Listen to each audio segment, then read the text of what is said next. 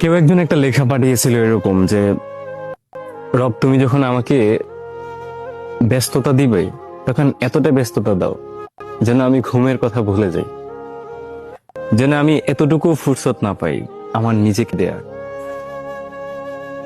আর যখন তুমি আমাকে অবসর সময় দিবে তখন তুমি আমাকে ঘুম দিও, আমাকে এতটা ঘুম দিও যেন তোমার ফরজ নামাজগুলা কাজা না হয়। কথাগুলো শুনতে বেশ ভালোই লাগে, তবে কথা হচ্ছে যে মানুষের জীবনটাই তো আসলে একটা ডিসিপ্লিনের উপরে থাকে। মানুষের আসলে ব্যস্ততম সময় এতটাও ব্যস্ত হয়ে যাওয়া উচিত নয় যে নিজেকে সময় দিতে না পারে। এতটাও অবসর হওয়া উচিত নয় যে অবসর সময়টা পুরোটাই আসলে ঘুমে কাটাতে হয়। মানুষের জীবনটা আসলে একটা সুন্দর রুটিন মেনটেন করে চলতে হয়, যেখানে নিজেকে সময় দিতে হয়, ফ্যামিলিকে সময় দিতে হয়, যত্ন নিতে হয়, নিজের ফ্যামিলির যত্ন নিতে হয়, সামাজিকতা বজায় রাখতে হয়, আরো অনেক আনুষঙ্গিক কাজ করতে হয়।